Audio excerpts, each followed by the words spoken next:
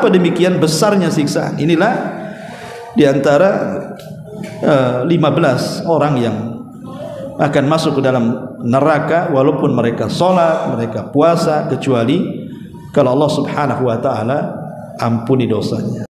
Orang-orang yang akan masuk ke dalam neraka walaupun mereka salat ataupun berpuasa. Artinya kita tidak membahas orang-orang kafir di luar sana,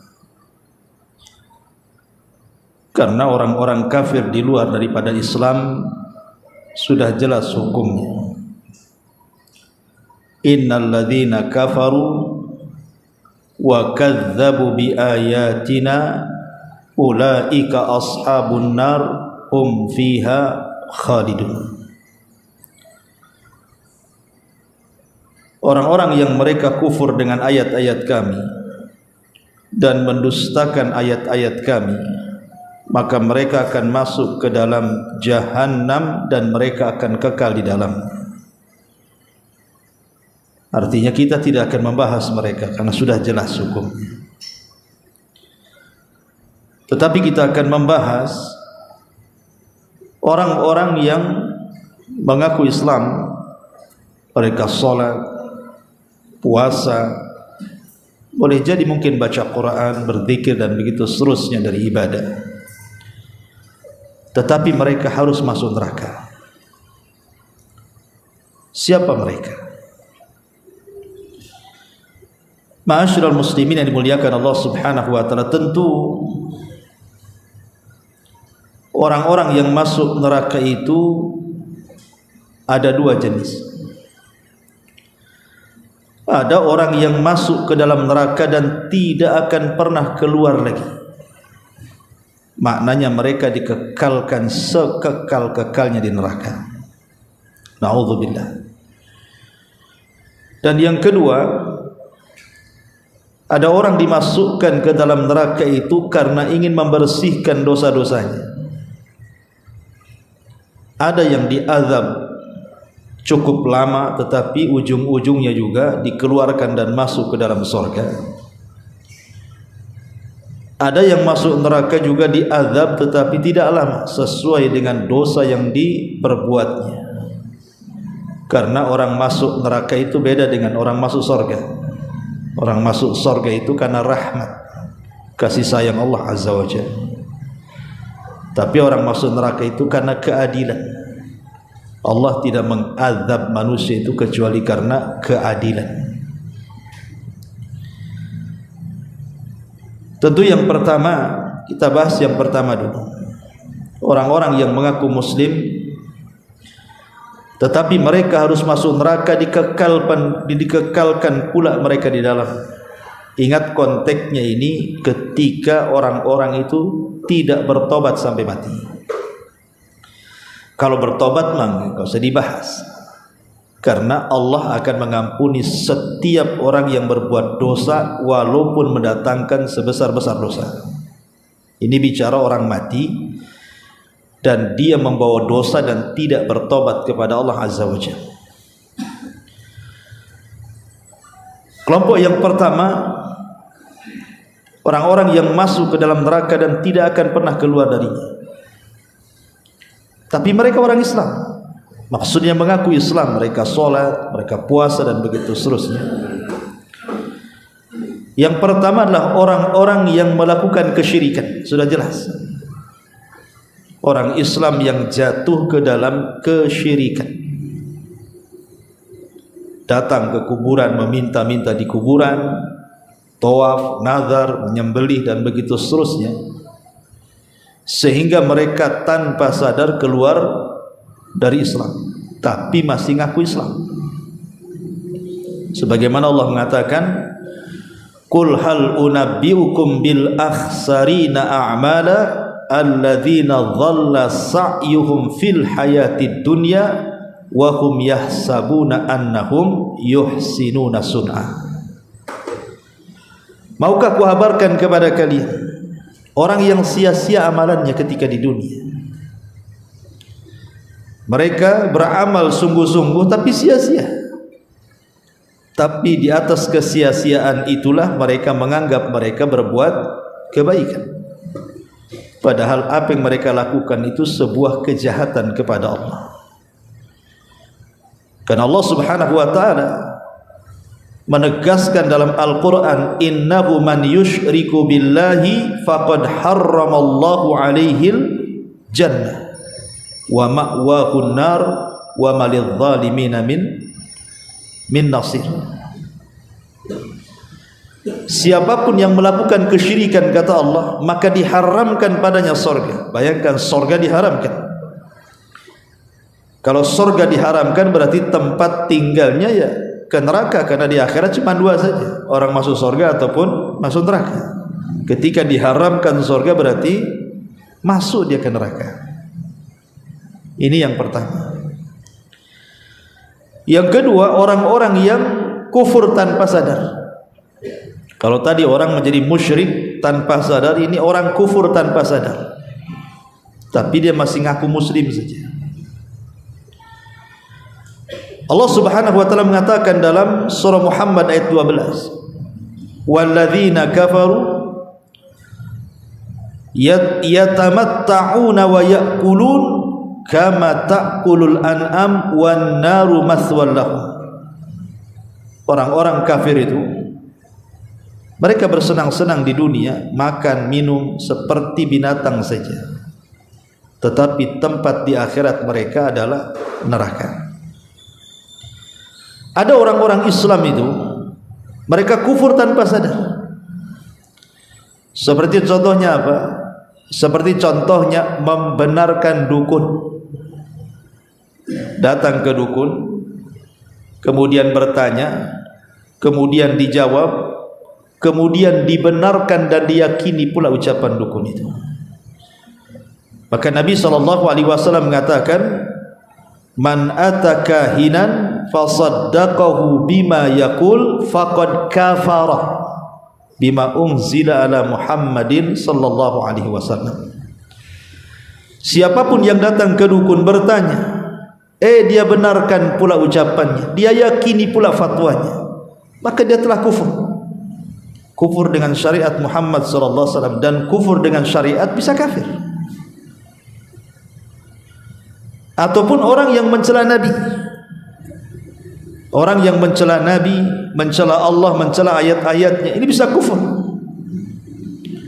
Atau yang istihza, mengolok-olok, ataupun yang mengatakan sesuatu yang diharamkan Allah dihalalkannya pula, atau sesuatu yang dihalalkan Allah diharamkannya pula, menghalalkan yang diharamkan ataupun sebaliknya.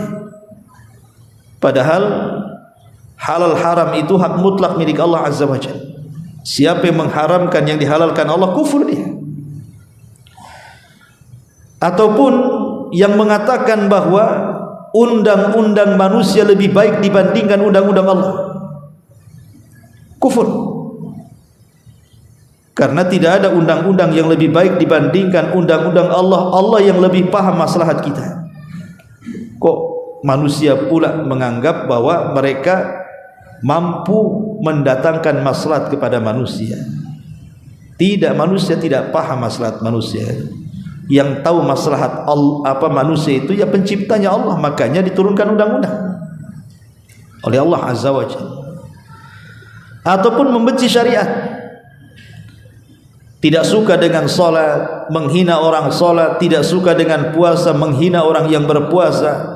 Sebagaimana Allah mengatakan, dzalika bi annahum karihu ma anzalallah. Karena mereka sangat membenci apa yang Allah turunkan, fa ahbata a'malahum. Allah gugurkan amalan mereka. Ataupun orang yang mengatakan bebas memilih agama, terserah kau memilih agama manapun, tidak ada masalah. Seperti keyakinan orang-orang liberal mengatakan semua agama sama.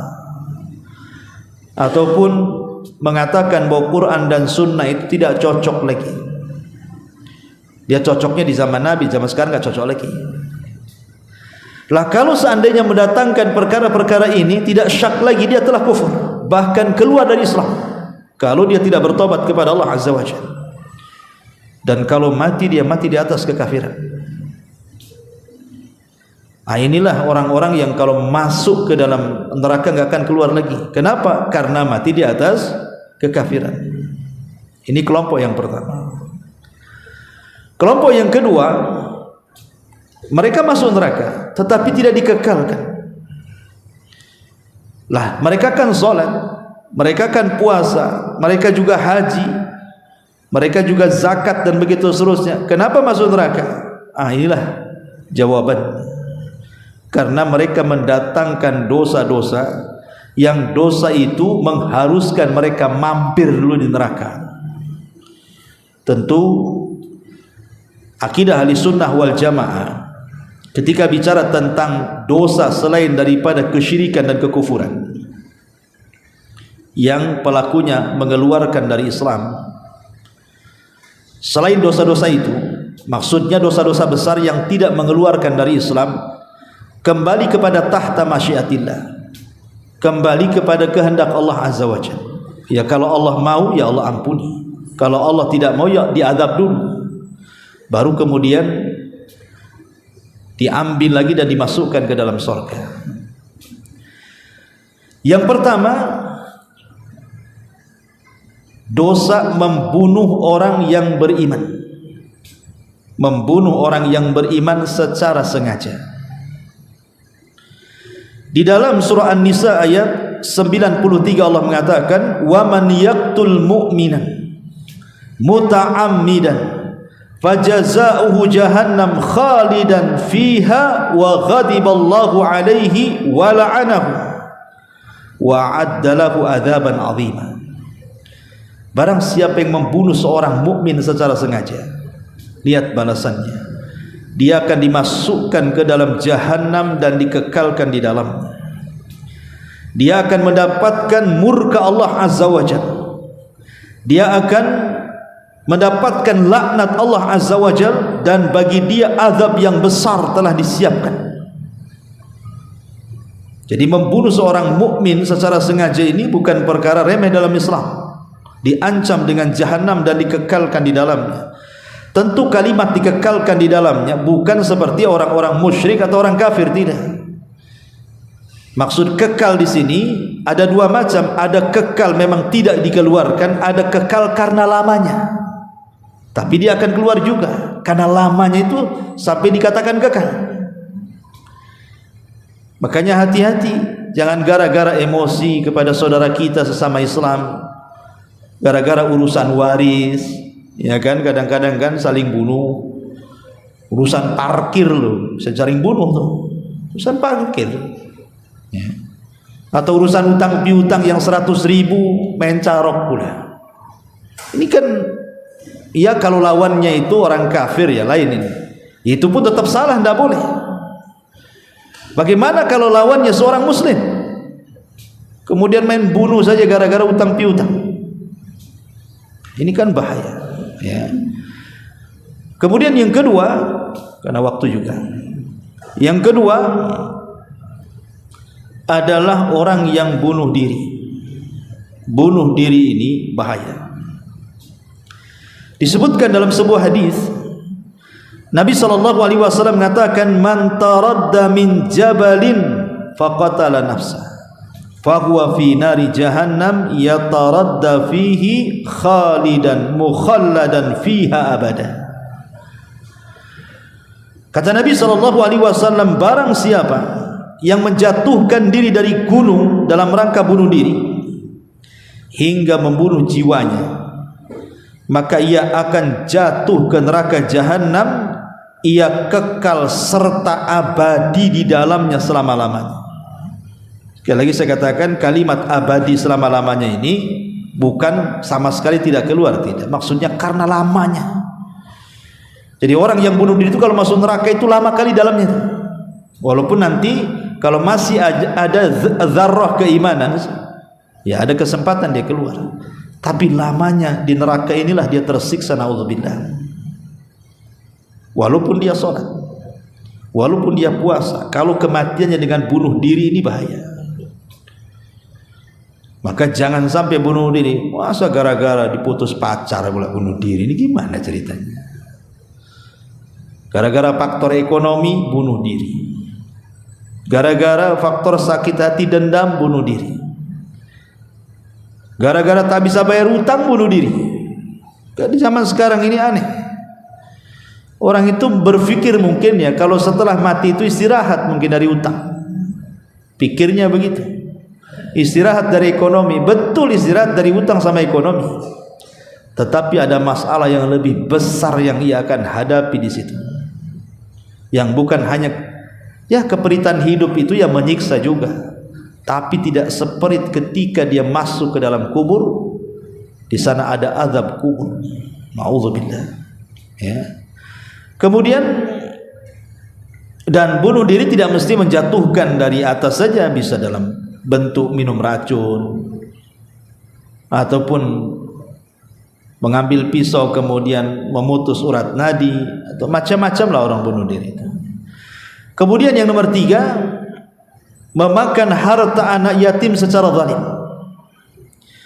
Dalam surah An-Nisa ayat 10 Allah mengatakan innal ladzina ya'kuluna amwalal yatama zulman innama ya'kulu fi butunihim nara wa sayaslawna sa'ira. Sesungguhnya orang-orang yang memakan harta anak yatim secara zalim, maka mereka akan memakan api neraka dalam perutnya. Nanti dia akan dimasukkan api jahanam ke dalam perutnya, dan dia akan merasakan bagaimana neraka sair yang menyala-nyala yang akan menerkamnya. Hati-hati. Makanya para yayasan-yayasan panti asuhan, niat Anda baik, ingin mendirikan yayasan-yayasan panti asuhan, ingin membantu saudara-saudara kita yang yatim. Semoga Allah membalas kebaikan Anda. Tapi di balik pahala besar ada dosa besar juga. Ketika kemudian sumbangan-sumbangan dari luar yang harusnya untuk anak yatim dimakan pula sama dia, memperkaya dirinya dan begitu seterusnya. Kalau Anda ikhlas memang merawat mereka, maka Rasul mengatakan ana wa kafilul yatim fil jannati kahatain. Aku dan para pengkafil anak yatim seperti ini di surga. Kalau ikhlas. Tapi kalau tidak ikhlas, justru hanya sekedar mencari kekayaan dan makan di situ, ya makan kalau sekedarnya sih tidak ada masalah.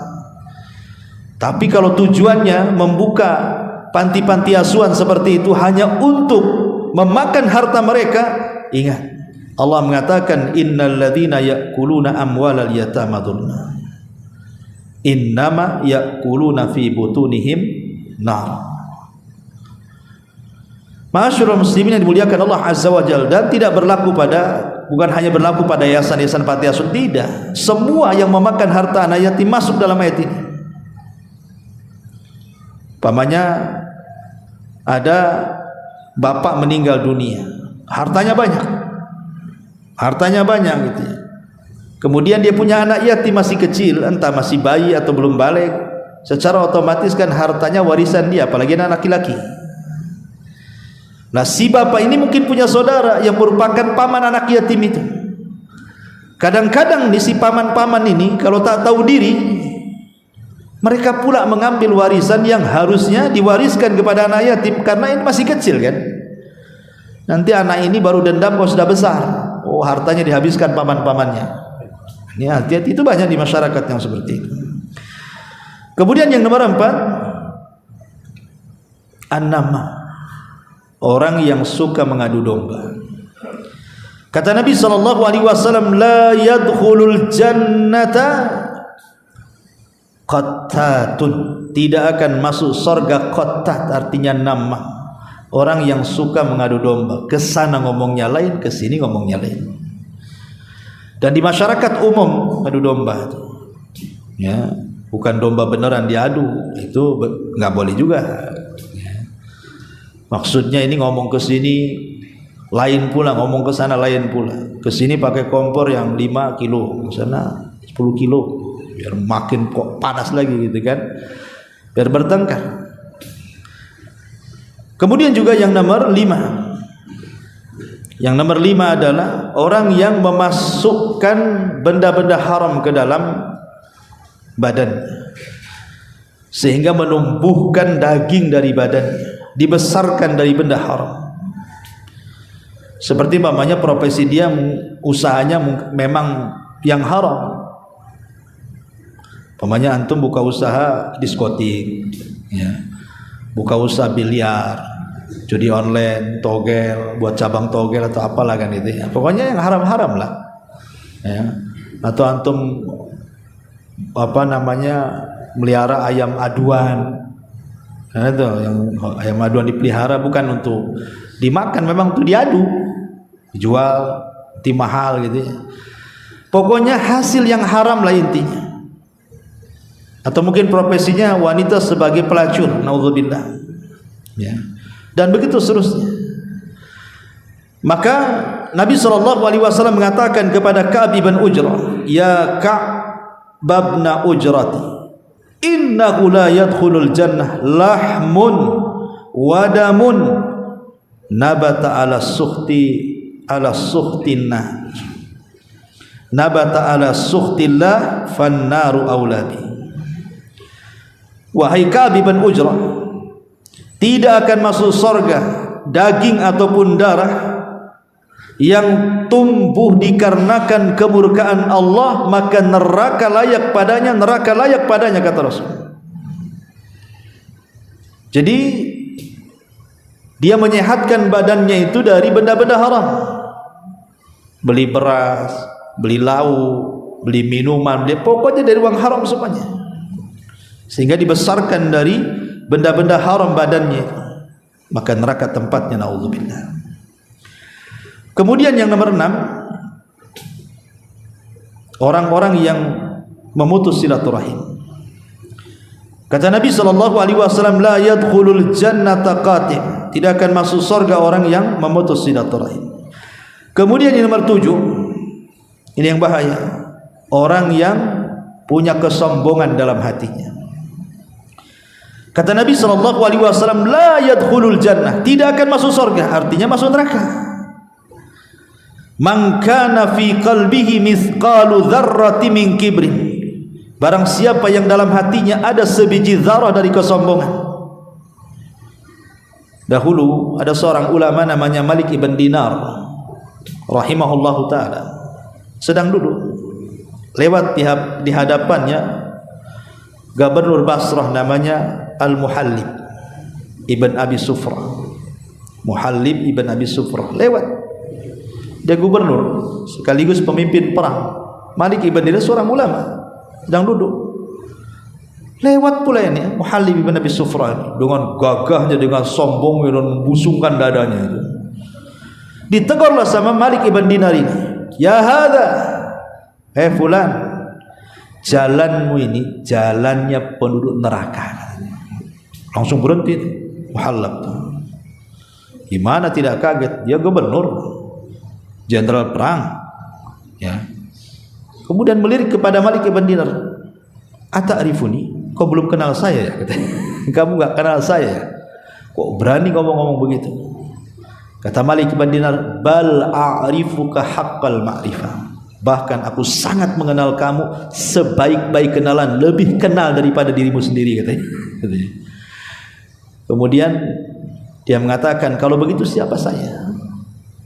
Maksudnya Muhallib itu ketika mengatakan dengan sombongnya, kalau gitu siapa saya? Mungkin Malik ibn Dinar mengatakan, iya kau ini gubernur, kau ini jenderal. Rupanya bukan itu jawabannya. Kata Malik ibn Dinar, saya kenal siapa kamu. Kamu adalah manusia yang keluar dari lubang najis, katanya. Dan sekarang pun di perutmu ada najis. Dan kalau kau mati jadi bangkai, katanya, kau juga tidak ada yang dekat-dekat dengan kamu. Itulah kamu, katanya. Subhanallah. Itu berani nggak ngomong sama wali kota gitu? Atau sama presiden gitu? Mana berani antum? Ya. Akhirnya Muhallab ibn Abi Sufrah kaget jawabannya, terdiam dia. Baru dia sadar, al-an araftuni, sekarang aku tahu siapa aku, katanya. Subhanallah, sadar dia. Ya. Karena nanti pada hari kiamat orang-orang yang sombong itu mereka akan dikecilkan badannya seperti semut. Jadi ketika manusia dibangkitkan itu ikhwan, manusia kan lari ke sana kemari itu.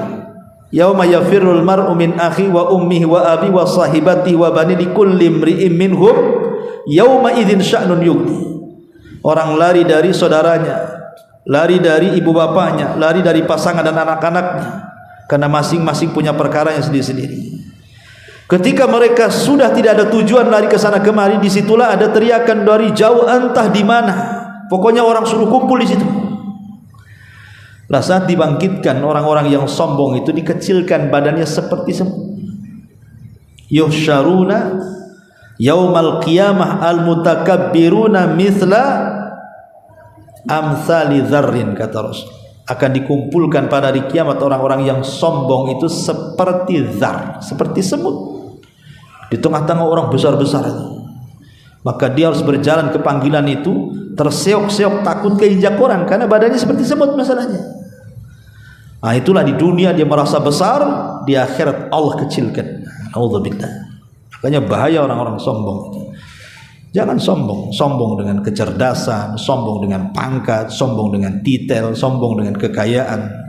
Nauzubillah. Lihat Qarun sombong. Fa khasafna bihi wa bidarihil ardh. Kami tenggelamkan si Qarun dan seluruh kekayaannya.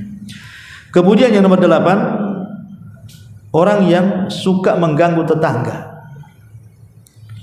Nabi mengatakan dalam sebuah hadis yang dikeluarkan Imam Muslim dari Abu Hurairah radhiyallahu an, la yadkhulunal jannah man la ya'man jarahu bawaikum. Tidak akan masuk surga, artinya masuk neraka kalau tetangganya tidak merasa aman dari kita. Makanya ketika ada seorang laki-laki bertanya kepada Nabi SAW, Rasul, di sana ada seorang wanita yusallil laila, tusallil laila, salat malam dia, wa tasumun nahar, puasa sunnah di siang harinya lagi, wa tasaddaqat bi fuduli amwali, sedekah lagi dengan kekayaannya, wa taf'al, banyak lagi kebaikan dia, walakin tu'dhi jiranaha bilisaniha, tapi lisannya tidak bisa berhenti menyakiti tetangganya. Apa kata Rasul? La khaira fiha hiya min ahlin nar. Wanita itu tidak ada kebaikan, bahkan wanita itu menjadi penuh neraka. Lihat, wanita ini sholat, wanita ini puasa, wanita ini sedekah, tapi dia harus masuk neraka. Kenapa? Karena menyakiti tetangganya dengan lisannya. Ini yang nomor 8. Yang nomor 9, orang-orang yang mudminul khamri, orang-orang yang gemar minum khamr dan tidak tobat sampai dia mati. Nabi mengatakan salasun la yadkhulunal jannah, 3 orang tidak akan masuk surga. Salah satunya mudminu khamrin, orang yang tidak bisa meninggalkan khamr sampai dia mati, atau boleh jadi matinya gara-gara minum khamr, mungkin minum khamr oplosan gitu. Karena ada orang mati itu gara-gara minum oplosan tuh kan. Ya, di desa saya di Jawa Barat tuh ada tuh, dia pakai, kalau dulu pakai anggur cap janggut ya, dicampur spertus, dicampur sama pil BK. Antum tahu pil BK untuk anjing gila, kemudian diminum, bukan gila lagi, mati dia. Coba bayangkan, ini pil BK untuk anjing, dimakan pula manusia. Spertus itu untuk patromak, untuk lampu, dimakan sama dia. Apa nggak panas tuh perut? Mati. Masya Allah, memang lah itu ya. Midbunul khamar ini la yadkhulunal jannah, mereka tidak akan masuk surga, artinya masuk neraka ya. Kemudian nomor 10, orang-orang yang mannan, mengungkit-ngungkit pemberian. Kemudian juga durhaka kepada orang tua, disebutkan dalam satu redaksi hadis ini. Dan orang yang minum khamar, kata Nabi SAW, la yadkhulul jannah mannanun wala akun wala mudminu khamrin. Tidak akan masuk surga orang yang suka ngungkit-ngungkit pemberian orang, anak yang durhaka dengan orang tua, dan orang yang gemar minum khamar. Tidak akan masuk surga, artinya masuk neraka. Dan orang yang mengungkit-ungkit ini memang sakit, ikhwan. Antum kalau dikasih sesuatu diungkit-ungkit kan sakit. Sakitnya tuh di sini gitu ya. Orang kalau dikasih atau disakiti kan sakit kali, ikhwan. Masyaallah muslimin, ataupun anak yang durhaka dengan orang tua. Lebih sakit lagi, betapa banyak orang tua gara-gara disakiti anak itu sampai berangan-angan kalau seandainya waktu bisa dimundurkan, kata orang tua, kalau tahu kau durhaka gini nak, waktu bayiku cekik kau mati katanya, daripada dah besar kurang ajar. Ya, sampai ada orang tua itu berkeinginan kalau waktu itu dimundurkan, kalau bisa diinjak aja kepala anaknya bisa biar mati, daripada sekarang saya sudah tua, dia sudah besar, dia pulang injak kepala saya. Ada orang tua itu saking sakit hatinya sampai ngomong begitu tuh. Makanya lihat dosanya. La yadkhulul jannah, tidak akan masuk ke dalam surga ada durhaka. Anak kurang ngajar itu. Kemudian yang nomor 11, laki-laki yang menyerupai perempuan atau sebaliknya. Bahkan Nabi SAW mengatakan bukan hanya tidak akan masuk surga, tidak akan dilihat Allah. Salathun la yadkhulunal jannah wa la yanzurullahu ilaihim. 3 orang tidak akan masuk surga, bahkan Allah tidak melihat mereka dengan nadratar rahmah, dengan penglihatan rahmat kasih sayang.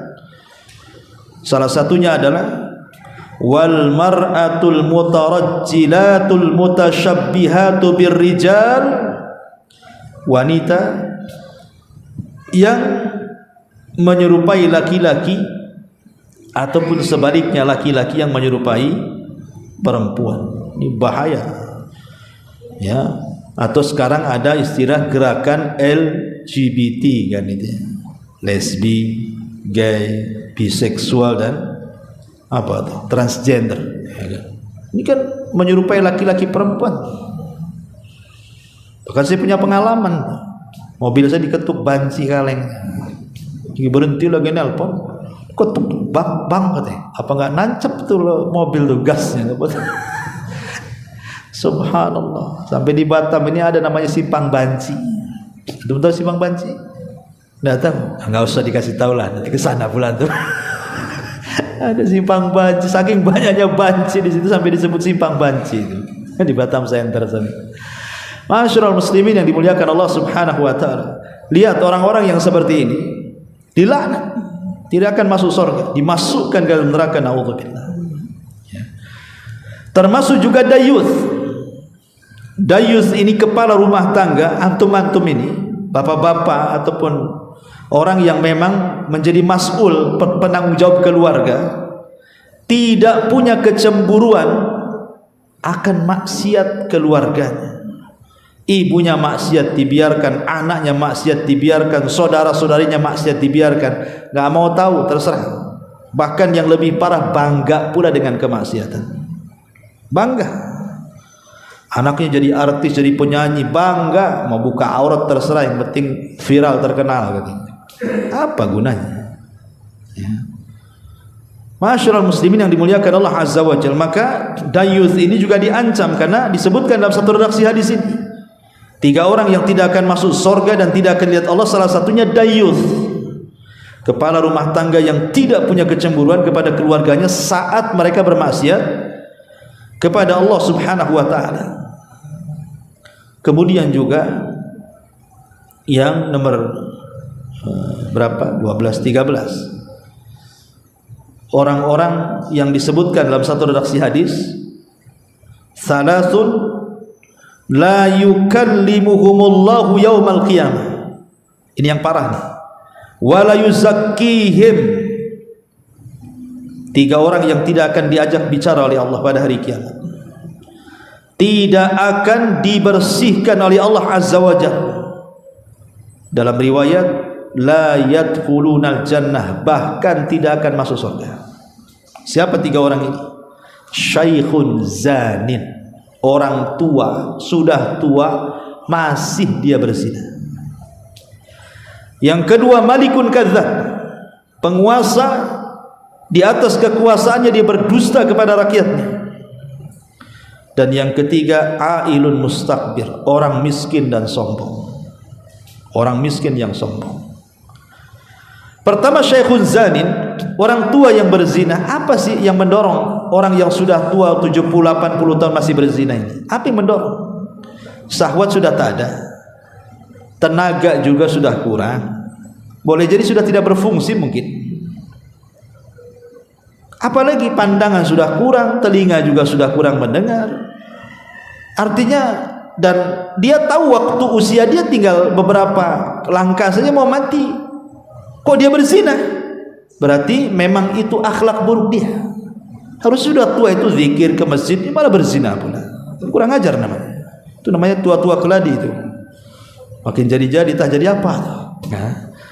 Ataupun malikun kadzab, penguasa, ngapain berdusta?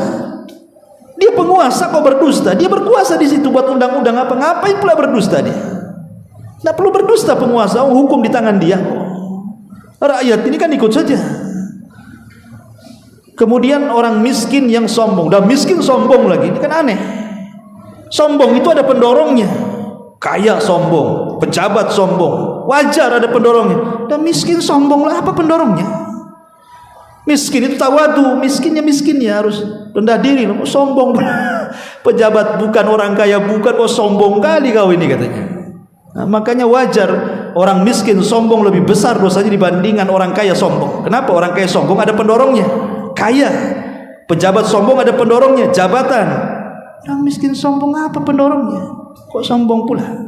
Makanya kenapa demikian besarnya siksaan? Inilah diantara 15 orang yang akan masuk ke dalam neraka walaupun mereka sholat, mereka puasa, kecuali kalau Allah Subhanahu wa taala ampuni dosanya. Subhanaka bihamdika asyhadu an la ilaha illa anta astaghfiruka wa atubu ilaik. Allahu ta'ala. Assalamualaikum warahmatullahi wabarakatuh.